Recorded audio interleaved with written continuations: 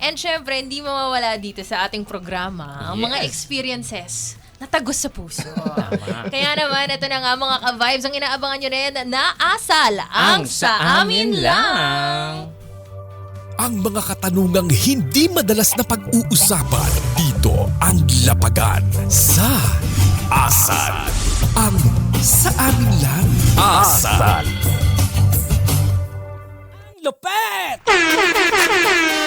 Ayan na nga, ang sa amin lang. Ano bang gagawin dito? Nako, diba? pabubunutin lang natin ng isa or dalawang cards itong si Ka-Vibes EJ Falcon at kailangan niyang sagutin ang mga katanungan na ito. Are you ready? Yeah, ready. Ayun. Sino si... Mga tagos sa puso. Sino si Madam Auring sa inyo? Siya po, si Sigel po ang Madam Auring. Charot. After nito magpupusoidos tayo. Alright, so ang... So, ang babasahin Yung ko brown question, part. Ito, Yes, brown. yung brown part. Saan ka nakaligtas? Uy, ang minus short, points. Saan ka nakaligtas? Ako, minus points sa langit yung ano. Iba yun. Ay, iba ba yun? Iba yun. Na minus point na langit. Sige. Alright. Saan ako nakaligtas? Sa temptation ng masamang bisyo. Oh. Yung experience. Yes. Oo. Oo, syempre. Kasi alam naman natin pag nasa industry ka. Yes. I mean, maraming iba't ibang klaseng temptation yung nandyan.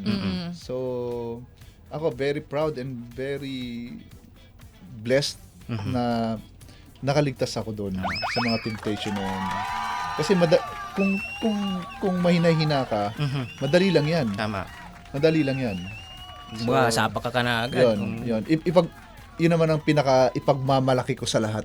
Yeah. Siguro. Galing. Hindi lahat nakakalagpas ng temptation. Ay, ano naman pong sabi sa likod ng baraha? Sa likod ng baraha, ito ang nasusulat. Hawak mo ang beat? Ay, iba pala. Alam mo, proud ako sa'yo kasi napalaya mo ang sarili mo sa bigat na akala mo hindi mo kaya. Yun, Oh, Sabi tagos ko. ba? Saktong-sakto pa siya dun sa experience mo. Sakto.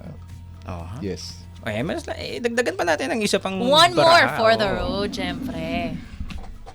Ayan, ano kaya ang mabubunot na baraha? Baraha talaga. What's something you're proud of na nagawa mo this year? Yun,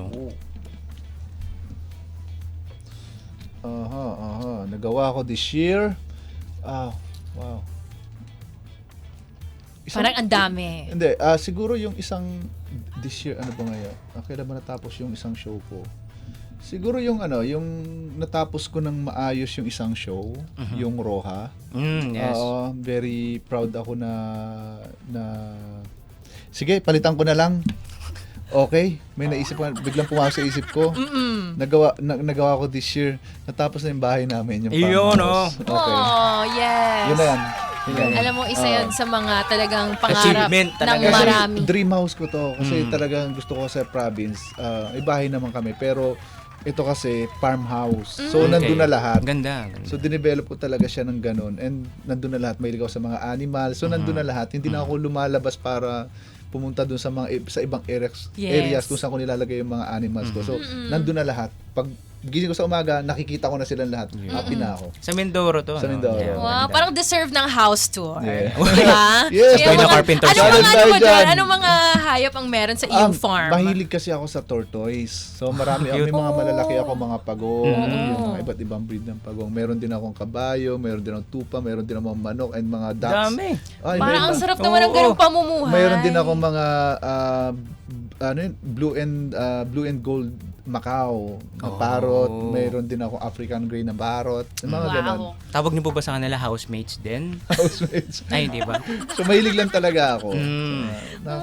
Galing, naman. Ano And- namang sabi sa likod ng baraha? Sa likod ng baraha, big or small, every step forward is worth celebrating. Be proud of the growth you've achieved. Yun, I love it. Napakagandang reminder, di ba? Para sa ating Galing. lahat na yung growth natin, yung mga, di ba mga nagsasabi, malayo pa pero malayo Malayo na. na. Sobrang layo na ng mga narating natin, Tama. di ba, sa buhay. And syempre, thank you so much. Step by step. Tama, step by step, makakarating ka din dyan, ka-vibes. Kaya naman, thank you so much, EJ,